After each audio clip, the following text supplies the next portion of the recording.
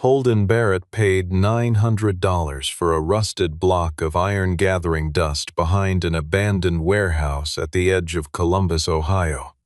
People laughed when the single father hauled it home on the back of his worn pickup, and CEO Sierra Calloway stood before the crowd and said out loud, for everyone to hear, "That thing has been dead for 15 years. It will never run again." But on night 47, when Holden plugged the final cable into a cracked control panel in a cold one-man shop in the middle of nowhere, the entire darkness lit up blue. And on the fractured screen in front of him appeared a single line of text that would send Asterion Motors into a desperate, quiet panic. If you love stories about the underestimated rising to overturn an empire, stay with this one until the very end.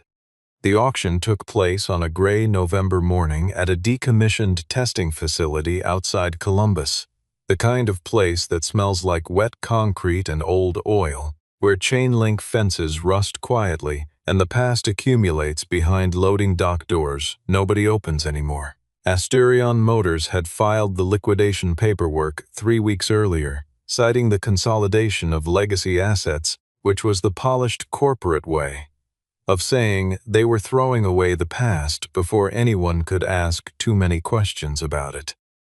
The buyers who showed up were a thin, weathered crowd, scrap dealers with calloused hands, small shop mechanics looking for bargain parts, a few collectors who traded in antique machinery the way other people collected coins. Nobody important, nobody who remembered. Holden Barrett arrived late, parking his Ford F-250 at the far edge of the lot. He wore a denim jacket with a split seam at the left shoulder and work boots that had seen too many early mornings. He had not come for parts to resell. He had driven 40 minutes because a contact had mentioned, almost offhandedly, that the facility contained an unidentified test frame, listed in the liquidation manifest without a model number, without a description, with almost no information at all. That kind of deliberate blankness had interested him. He found it in the back corner of the largest warehouse, covered with a gray tarp, so heavy with dust it had stiffened into its own shape. When Holden pulled the edge back, what he saw stopped him mid-motion. The body panels had been stripped nearly to the bones. The control board was scorched along one side. The battery housings were empty, a human silhouette of a vehicle, reduced to structure and intention. But Holden recognized the dual-loop cooling brackets along the undercarriage, the secondary chamber housing along the spine, and the concave curve at the rear where the turbine assist module was meant to sit. He had seen those curves in a drawing once, years ago, late at night, in a break room that smelled like stale coffee. He had been 28 years old. The auctioneer introduced it without ceremony as industrial scrap, probable non-operational, bid to start at $500. A few people near the front laughed. One man said it would make a good planter if you cut the roof off. Holden stood still and raised his hand when the bidding stalled at $800. He went to $900. No one followed. The room gave a collective half-law, the sound people make when they have decided someone is entertaining. It was while Holden was signing the purchase form that Sierra Calloway walked in through the side entrance with 4 people at her back.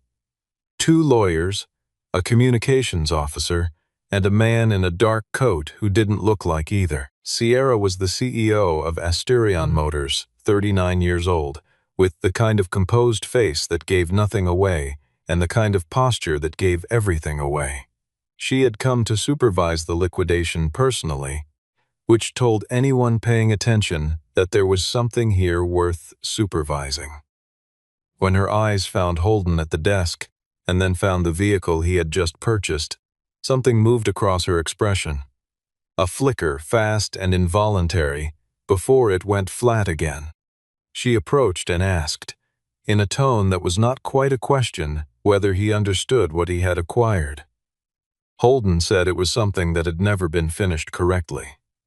Sierra let out a short, measured exhale and said, loudly enough for the people nearby, "That prototype didn't fail because we ran out of good engineers. It failed because it couldn't run. No one is going to bring it back to life. The room laughed. Holden finished signing, pocketed his copy, and went to get the tow cables. As he pulled out of the lot, he did not look back. But if he had, he would have seen Sierra still standing in the warehouse entrance, watching the truck disappear with an expression that had nothing to do with contempt. It looked like the face of someone who had just watched something they buried begin to move. Merrow Creek was not the kind of town that appeared on lists of anything. It sat at the intersection of two state highways in a fold of landscape that was mostly corn and sky. Barrett Mechanical Repair occupied a low building at the edge of town, set back from the road behind a gravel lot. A painted metal sign faded to a suggestion of itself. A garage bay that could fit two vehicles side by side if you parked carefully, and the deep biographical smell of engine oil that never fully leaves a space once it has moved in. This was where Holden brought the RX-1. He unloaded it on a Tuesday morning while a light rain came down, and when it settled onto the concrete floor of his shop, it looked like something from a different world. Travis Nolan, who owned the parts supply store 2 blocks down, stood in the doorway and told Holden to strip it and sell the metal. He said the scrap alone would cover a decent lunch. Holden thanked him and handed him a cup of coffee. Nolan left shaking his head. Maddie Barrett was 14 and came into the shop after school that day and stood looking at the RX-1 the way you look at something you cannot quite categorize. She asked why he had spent money they didn't have on something that broken. Holden told her that sometimes the fact that something gets left behind doesn't mean it has nothing left to say. Maddie considered this and went inside to start dinner. Holden had worked at Asterion Motors 15 years earlier, not as a lead engineer, not as anyone whose name appeared in press releases. He had been on a systems integration team, largely invisible to the people whose names appeared on patent applications. When the RX-1 project was shut down, the official account cited a critical testing error, and a name appeared in the internal review, not prominently, but clearly enough: Holden's name. He had, in fact, submitted a written safety flag 2 weeks before the incident. It had been acknowledged and ignored. None of that made it into the official record. His wife left 2 years later, not dramatically but in the slow way of someone who had decided that a life built on uncertainty was not what she had signed up for. He did not blame her. He raised Maddie, ran the shop, and stopped thinking about anything with the Asterion name on it, until the morning he heard RX-1 attached to a liquidation notice. On the first night alone in the shop with the machine, he pulled the tarp off and ran his hands along the stripped chassis. The Asterion logo on the side panel had oxidized to a ghost of itself. He said quietly, "To no one but the machine. They called you a failure, but I know they never let you finish your sentence." He reached for his notebook and began cataloging. The first real discovery came within an hour. The core structure was intact. Not bent, not warped. The damage was comprehensive but superficial. Someone had stripped it systematically, hollowed it out. But the bones were sound, and that was not what you expected from a machine that had supposedly destroyed itself in a catastrophic test. He worked until 2 in the morning. When he finally set down his tools, he was photographing the interior of the control housing when he noticed a small adhesive label on the inside of the port bay cover, yellowed but legible. It read RX-1, Unit 03, Final Trial Not Completed. He stayed very still for a moment. This was not the machine that had failed. This was the machine that had never been tested at all.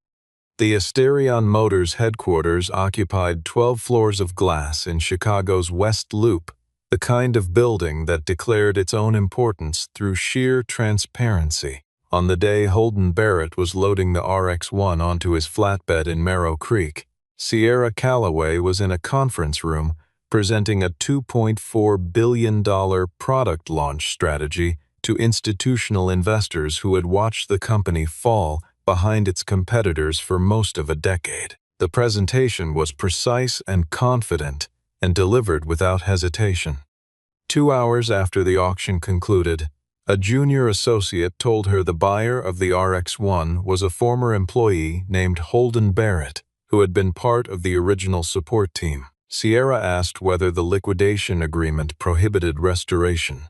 Her legal director said that because the unit had been sold as scrap, physical ownership had transferred cleanly. Software architecture, patents, and documented test data remained Asterian's property. The machine itself was his. Sierra said she wanted him monitored quietly. At the board meeting 2 days later, Von Mercer expressed irritation. He told Sierra she had been careless in allowing the unit to reach public auction. Sierra told him the unit was non-operational. It was missing its activation core and the cold start sequence that only one person had ever held in complete form. Mercer looked at her and said something that fell strangely in the room. "It doesn't matter whether it runs. What matters is that it not be seen." That sentence carried a weight that had nothing to do with mechanics. A phone video from the auction, grainy, showing Holden hooking the tow cable to the RX-1 as a crowd watched, had begun circulating on regional technology forums. The reactions were predictably unkind. A single father from a small town had bought a dead prototype for less than $1,000. The CEO of the company had already said it was impossible. Whitney Boone, an independent technology journalist in Cincinnati, saw the clip on a Thursday evening and recognized the RX-1 designation. She had tried twice to research it and both times found the same thing. A name, a few product announcements from the early 2000s, and then nothing. Clean, smooth absence where information should have been. She drove to Marrow Creek. Holden turned her away twice. He did not want cameras, and he did not want narrative.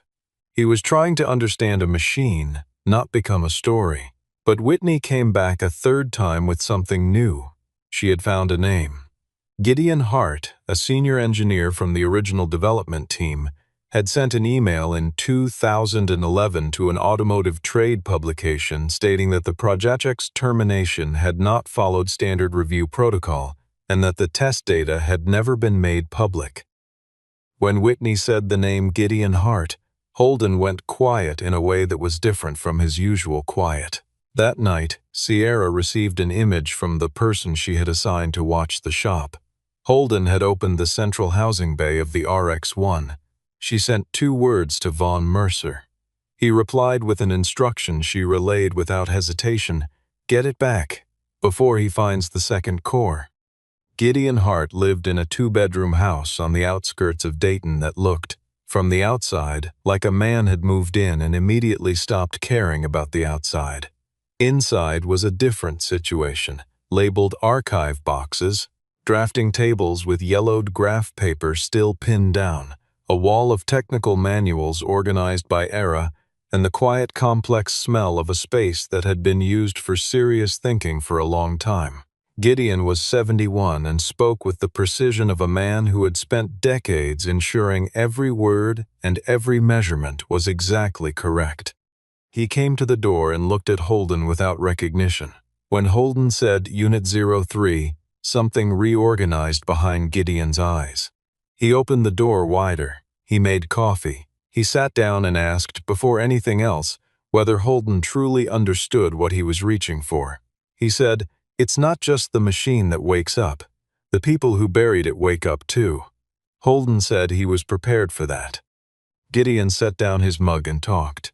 The Asterion RX-1 had never been only an electric vehicle. The project was built around a micro-turbine regenerative hybrid drive system, a miniaturized gas turbine that did not directly power the vehicle but continuously recharged a compressed energy buffer, creating a recovery cycle that extended range far beyond what contemporary battery technology allowed.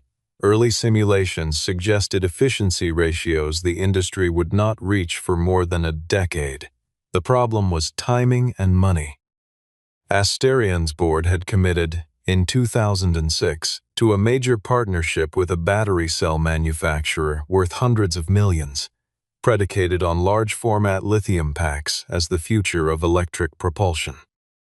If the RX-1 system succeeded in public testing, it would call that entire investment into question and expose the board's strategic pivot as economics, rather than engineering conviction. 3 units had been built. Unit 01 experienced a thermal event during early testing and was destroyed. Unit 02 was disassembled for analysis. Unit 03, the machine in Holden's shop, had never completed a full trial. It had been ready. The testing date had been set. Then, 12 minutes before the sequence was scheduled to begin, a hold order came from the executive level and was never reversed. Holden asked why Calloway had claimed the machine couldn't run. Gideon answered plainly, "If it runs, then 15 years of decisions become 15 years of lies." Then Gideon reached under the drafting table and pulled out a cardboard mailing tube. Inside were several sheets of technical paper, the dual-loop cooling schematic and the secondary control core layout, drawn in the precise hand of someone who had memorized every line before committing it to paper. Critical information, but not complete. What was missing was the cold start activation sequence, a layered software command chain necessary to bring the turbine online without triggering the battery buffer's automatic fail-safe protocols. Without it, any attempt to start the turbine risked destroying the entire drive system. Only one person had ever held the complete version of that code: the project's former software lead, Dorian Blake, who had not worked in the automotive industry since 2010. At the door, Gideon gripped Holden's arm and said, "Don't restore it like a car. Restore it like testimony."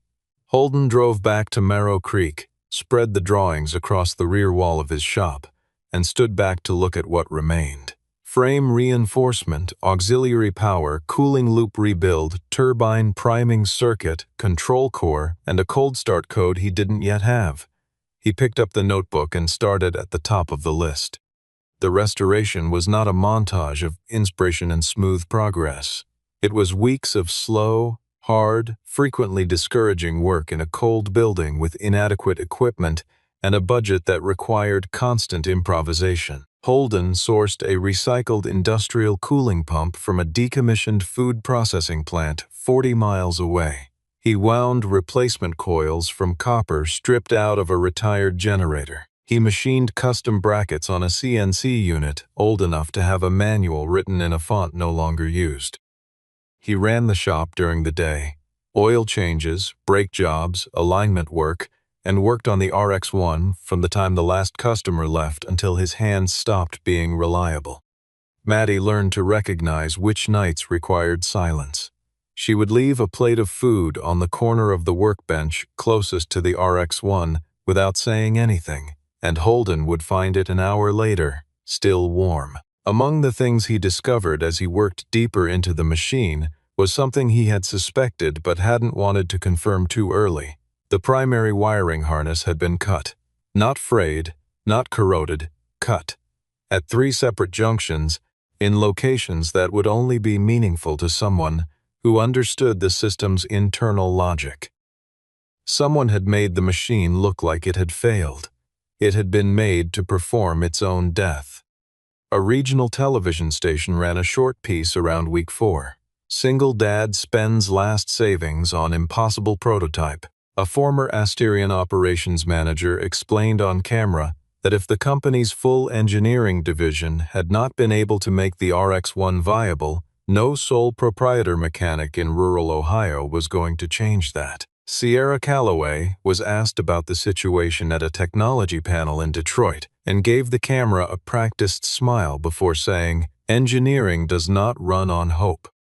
The RX-1 will never move under its own power again." The quote became a headline and attached Holden's name to a very public prediction of failure. Whitney came back to the shop and asked again whether she could document any part of the process. Holden refused initially. He didn't want to turn RX-1 into entertainment. But after Asterion's public statement, Whitney said something that landed accurately. "If they get to frame you as delusional, you should at least have the right to show people what you're actually doing." He agreed to limited access, No technical details, no close footage of internal components. Around day 31, Holden's hand adjusted a relay sequence in the secondary control array and the panel lit up. 3 seconds, maybe 4. The old Asterion startup icon appearing on the cracked central screen in pale blue against black, then dark again. He sat back on his heels and allowed himself a slow exhale.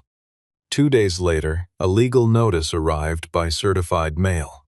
Asterion Motors was formally requesting that he cease all restoration activities involving proprietary software architecture, effective immediately, under penalty of civil action. Holden read the letter 3 times. He set it on the corner of the workbench, in the same spot where Maddie left his dinner. Then he walked back to the RX-1 and picked up his tools. Asterion's next move was more direct. A woman named Mallory Quinn arrived at the shop one morning in a car too clean for the gravel lot and introduced herself as corporate legal counsel. She explained that activation of any embedded proprietary software constituted unauthorized use of Asterion intellectual property. She then offered him $25,000 for the unit, contingent on immediate transfer and a standard non-disclosure agreement. $25,000 was not a small number for a man 3 months behind on his equipment financing. Holden looked at the offer sheet. Then he asked why something claimed to be non-operational was worth $25,000 to the people who had discarded it for $900. Mallory said she was not authorized to discuss valuation methodology. Holden thanked her. She left. Within 10 days, the financial pressure became specific. The bank called about his equipment loan. A commercial repair contract he had been counting on for the winter was canceled without explanation. His primary parts supplier informed him they were moving to a prepayment-only policy for his account. Whitney traced the chain and found that a holding company with documented ties to a fund managed by Von Mercer had recently purchased a stake in the supplier's parent company. The pressure was being applied from outside, slowly and without fingerprints. Holden sat alone in the shop one night with the invoices stacked on the bench and the RX-1 3 feet away and unfinished. Maddie came in around 10. She set his old Asterion-era engineering notebook on the bench in front of him. She had found it in a box in his closet months ago and said nothing about it until now.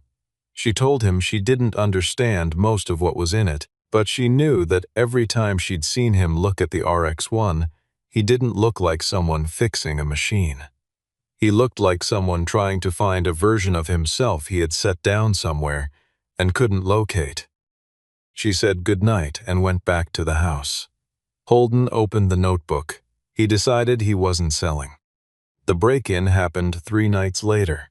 The motion alarm Holden had wired himself, a simple, pressure-triggered system on the shop door, not sophisticated but loud, went off at 1:40 in the morning.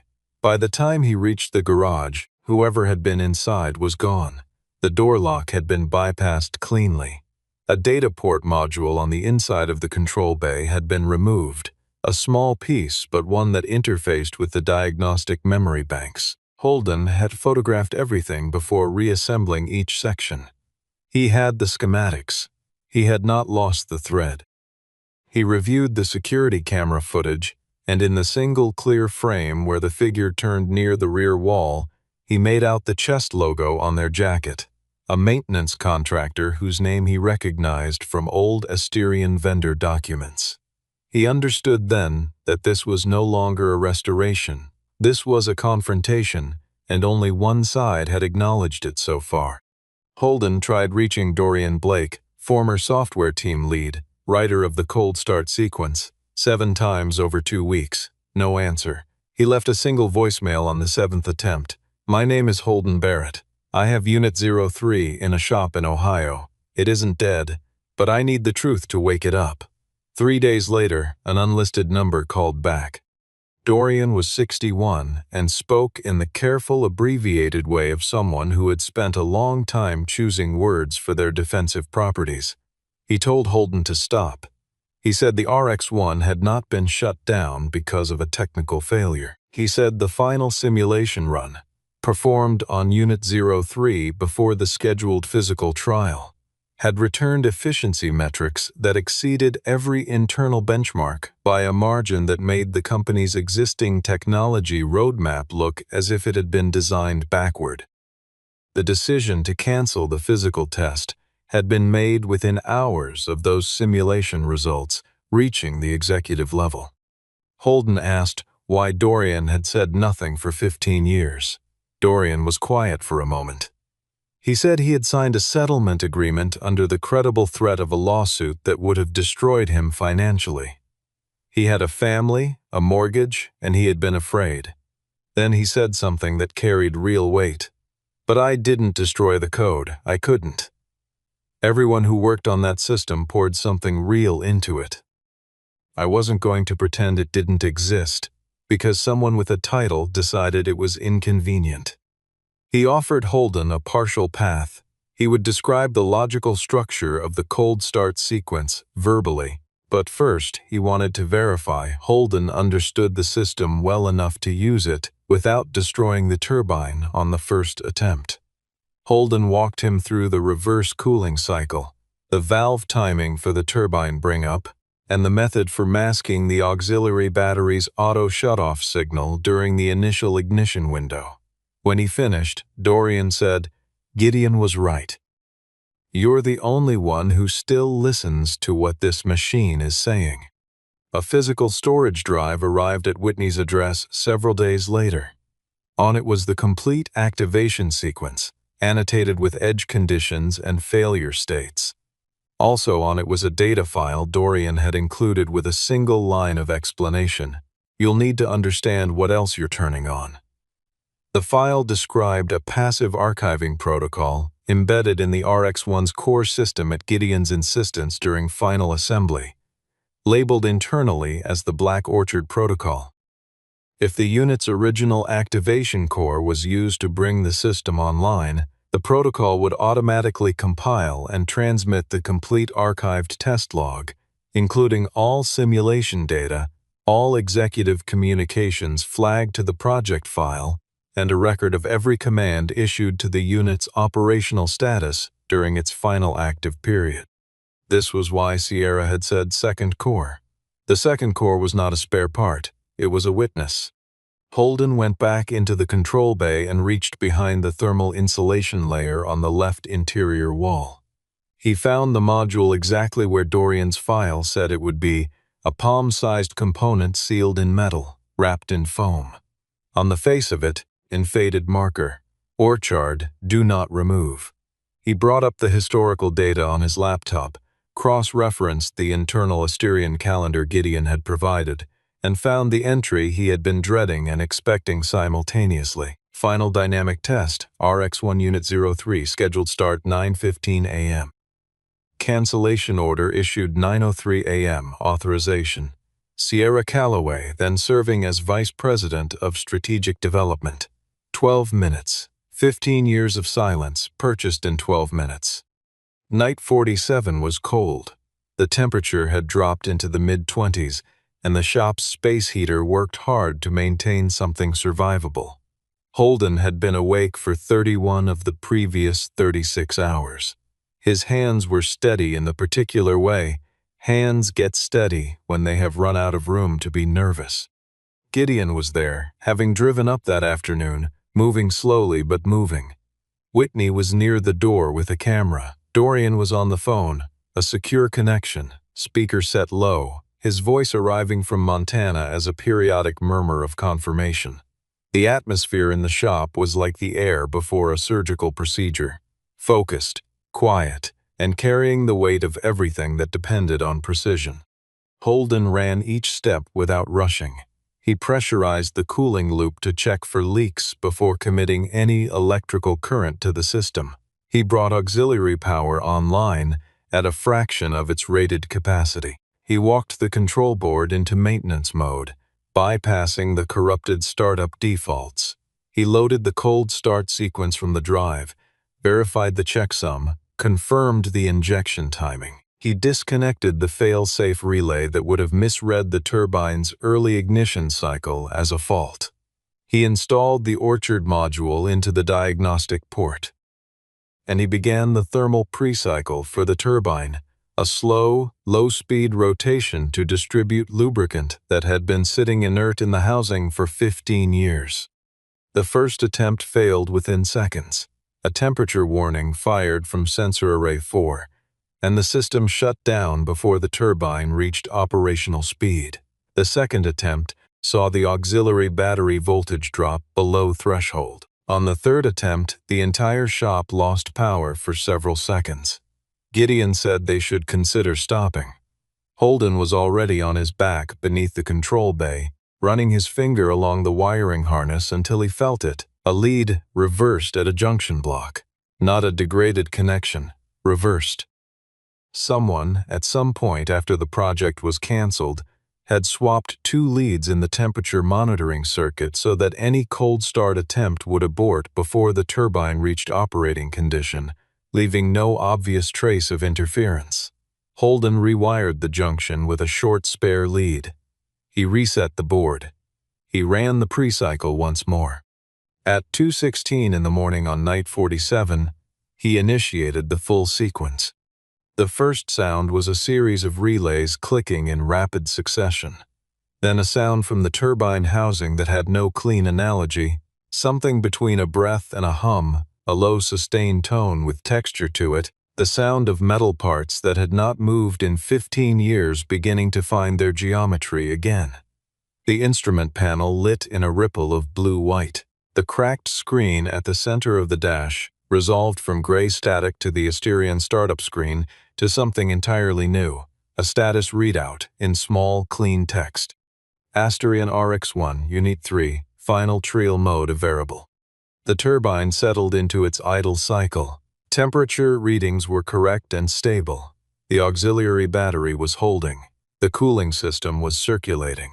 Every system was awake and reporting. Holden watched the data come in and felt something come loose in his chest. A long-held tightness releasing slowly, the way a joint that has been locked too long finally gives. Gideon did not cry exactly. He blinked several times and pressed one hand flat against his knee. Whitney stood motionless at the door, camera running, saying nothing. From the phone speaker, Dorian Blake's voice arrived after a pause of several seconds. It remembers the way home. When the Orchard module completed its connection handshake, a new line appeared on the screen. Archived Accutive Hold Order to Detect. The archive had loaded. In a hotel room in Chicago, a monitoring application on Sierra Calloway's phone registered an activation signal from a legacy system identifier she had not seen in 15 years. She sat up straight in the dark and called Vaughn Mercer. She said 3 words, "It came on." The short video Whitney posted the next morning, less than 10 seconds, showing only the blue glow along the instrument panel and the faint sound of the turbine at idle, reached a large audience by noon and a very large one by evening. Technology publications picked it up. Automotive forums dissected every frame. The question that appeared most frequently in various forms was, if it couldn't run, why does it look like it's running? Asterion responded within 48 hours with a formal statement characterizing the RX-1 as an unvalidated and potentially hazardous legacy prototype. Sierra appeared in a brief media interview and said with careful, genuine-sounding concern, "A machine that lights up is not a machine that runs." That statement decided it for Holden. He confirmed with a local attorney that operating the vehicle on privately owned land with no commercial application of any proprietary software fell within his rights as the physical owner. He had written his own startup bridge using the structural logic Dorian had described verbally. He had every right to demonstrate what he had built on his own land. He announced the test publicly with 72 hours' notice. An open invitation. Journalists, independent engineers, members of the public, and Asterion Motors if they chose to attend. In the 3 days before the test, Holden almost never slept. He reinforced the undercarriage mounting points, replaced the test tires, wired an independent mechanical data logger that would generate records no one could accuse him of having manipulated, and installed an emergency cutoff operable from outside the vehicle. One evening, he stood before the RX-1 and removed the old Asterion logo plate that had cracked and oxidized on the side panel. He cleaned it carefully but didn't replace it and didn't throw it away. He leaned it against the front tire. He told Gideon, "I don't want to erase their name. I want them to look at what they left behind." The night before the test, Sierra Calloway arrived at the shop alone. She walked in and stood near the entrance, hands in the pockets of her coat, looking at the RX-1. She told Holden he didn't understand what he was about to do, not in terms of the machine, but in terms of what its success would mean. Stock value, supplier contracts, manufacturing partnerships, employee pensions. She said he was holding all of that and treating it as if it were only a point of principle. Holden said that she had made the truth into a liability, that she had turned a decision she was afraid to defend into a story she forced everyone around her to live inside for 15 years. Sierra went cold and said, "You think you're turning on a machine. You're burning down a company." Holden replied, "No, I'm turning on a light in a room you locked a long time ago." She left. At the edge of the lot, before getting into her car, she turned and looked through the open shop door at the RX-1 one last time. Her expression carried something she had not let show in public in a very long time. The morning of the test was cold, the kind of cold that makes exhaled breath visible and brings everyone's attention to the present moment. The Marrow Creek Test Circuit, a former agricultural machinery assessment loop behind a family-owned property whose owners had agreed to host, was lined 4 and 5 people deep on both sides. The crowd was larger than anyone had anticipated. Technologists, mechanics, farmers, automotive journalists who had driven through the night, and a contingent of independent engineers who had seen the video and wanted to look at the data themselves. At one end of the road, the Asterion group stood apart. Vaughn Mercer, in a charcoal overcoat, 2 attorneys, a communications director with a tablet in her hand, and Sierra Calloway, slightly separate from the others. An independent engineer named Archer Hayes, sourced by Whitney through a national credentialing organization with no prior connection to either party, had inspected the vehicle the previous afternoon and signed off on the basic safety conditions of the test environment. When Vaughn Mercer approached the start line and requested a halt on public safety grounds, Hayes produced his inspection record. There was no legal basis to stop it. Holden got into the vehicle. The interior was cramped and exposed, wiring visible along every surface, the dashboard a patchwork of original components and hand-wired additions, the screen cracked in the lower right corner but displaying cleanly. He pulled the restraint across his chest and activated the drive sequence. RX-1 rolled forward. The first 20 meters were slow, the kind of slow that makes a crowd hold its breath in a doubtful way. The turbine cycle was barely audible. Then the transmission handoff engaged, the turbine reached its operational band, and the sound changed. Clean, deep, self-consistent. The vehicle accelerated. The first circuit was completed without incident. Thermal readings across both loops stayed 10% below maximum. The second circuit showed the regenerative system actively returning charge to the buffer, not at simulated levels, but at real ones, measurably higher than the design baseline. On the third circuit, Holden brought the speed into the range the original test parameters had called for, held it there through the long straight portion of the loop, and brought it back with a controlled deceleration that fed another measurable charge return into the system. He came to a stop at the start line. The turbine wound down to idle. The vehicle sat still. For a moment the crowd was completely quiet. Then the noise built from several places at once. Not cheering exactly, but a collective release of suspended disbelief. Archer Hayes walked directly to the vehicle before anyone else reached it, looked at the external data logger, and said in a voice audible to the people standing nearest, If these numbers are real, this system is 10 years ahead of anything currently in production. The numbers were real. Then the Orchard module completed its final handshake. The archive transferred to the independent logging devices that Whitney and Gideon had each connected before the run. The central display switched from operational data to a document interface. Whitney connected it to a portable projector near the timing board. The image appeared large enough for most of the crowd to read, Unit 03, Final Simulation Results, Efficiency Indices Exceeding Baseline by 31%. Executive Hold Issued. Rationale documented internally. RX-1 success presents unacceptable conflict with existing PIN technology investment thesis. Authorization to cancel trial. Sierra Calloway. Financial Impact Assessment authorizing permanent suppression of project data. Vaughn Mercer. The document was dated. The signatures were legible. Journalists turned toward the Asterion contingent with cameras. Vaughn Mercer began walking toward the parking area and was surrounded before he had taken 15 steps. Sierra remained where she was. She looked at the projected text for a long time without speaking. Gideon walked slowly to where the crowd was thickest and confirmed, in a shaking but clear voice, that every document in the archive was genuine.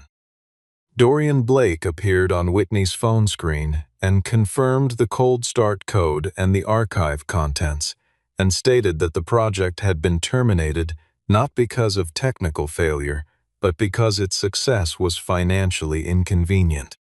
Holden stepped out of the RX-1. He was dirty from the engine bay work he'd done at 6 that morning. He didn't raise his hands. He didn't perform anything. He stood next to the vehicle and waited. A journalist asked whether he planned to pursue legal action against Asterion Motors. Holden said, "I didn't bring this thing here to tear anyone down. I brought it here because for 15 years they called the truth a failure. I just needed to give the truth a chance to say something for itself." The RX-1 sat at the center of the road, turbine winding slowly at idle, the old Asterion logo leaning against the front tire where Holden had placed it, catching the morning light. The weeks after the test moved in a way that felt accelerated to everyone who had been involved in the months of quiet work that preceded it.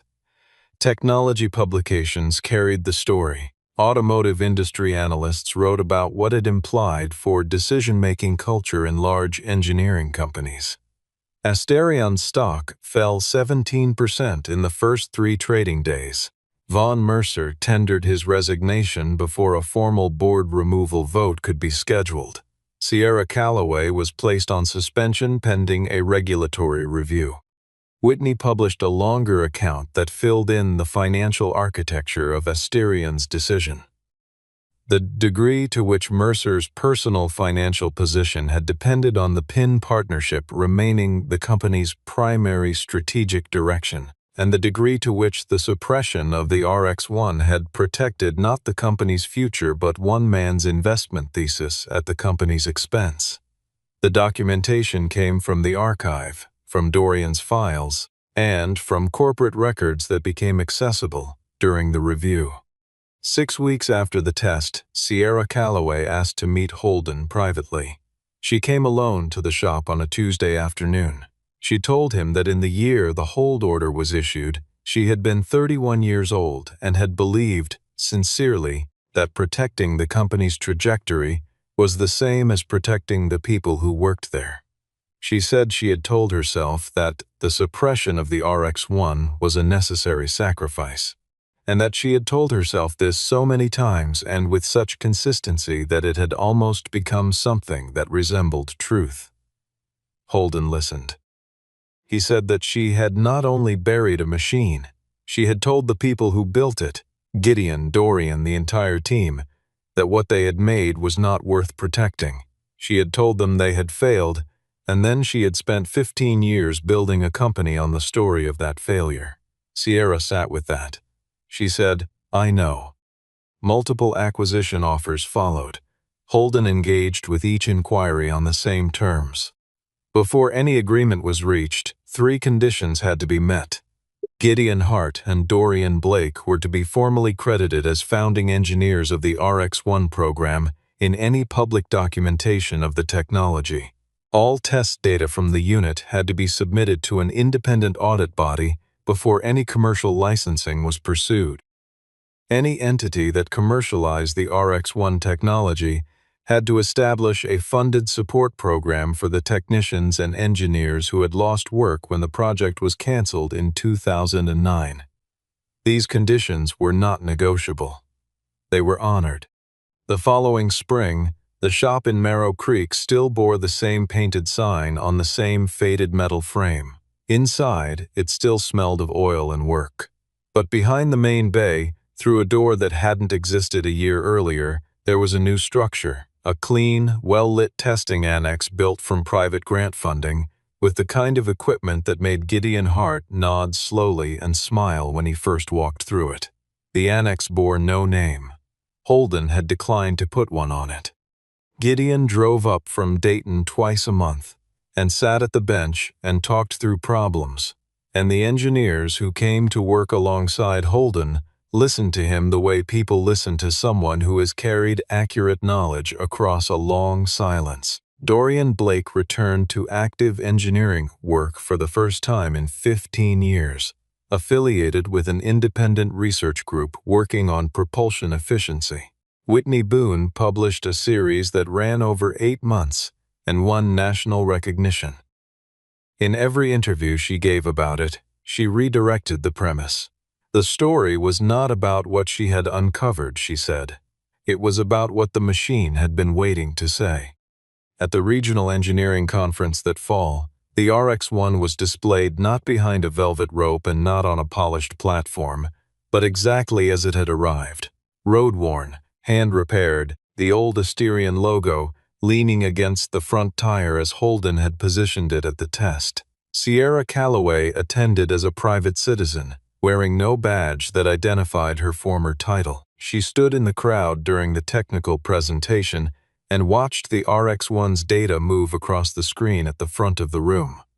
Afterward, in the hallway, she and Holden encountered each other. He nodded. She nodded. They did not perform a reconciliation for anyone watching.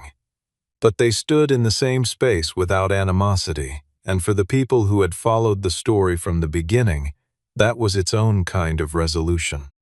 Maddie was in the audience that day, sitting in the third row with a notebook open in her lap. A graduate student sitting nearby asked if she was related to the Barrett from the RX-1 case. Maddie said yes. The student said that was remarkable and asked what it had been like to watch. Maddie thought about it and said, "He didn't fix it to prove anyone wrong. He fixed it because he didn't know how to walk away from something that still had something to say." That evening, Holden drove the RX-1 out to the test road one last time. Not for a demonstration, not for a record. The sun was going down behind the tree line to the west, throwing long orange light across the flat ground, and the turbine ran quietly at the speed of a relaxed conversation. Gideon stood by the edge of the road and watched. Whitney had her camera, but kept it low.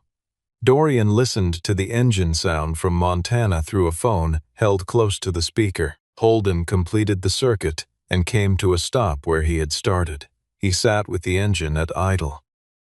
On the dash, the status line read what he had entered into the system the night before the conference, in the space where the original designation had been. RX-1 stat, alive. He turned the engine off. The turbine wound down in its unhurried way, the cooling metal making its small sounds in the dark. Holden sat still for a moment. He thought about the $900, the 47 nights, the 12 minutes that had stolen 15 years from people who deserved better. Then he exhaled, long and slow, the breath of a man setting down a weight he had carried so long it had become part of his posture. Some machines are not built to be sold. Some machines only need to run once, to let the world know who was lying when they called them a failure.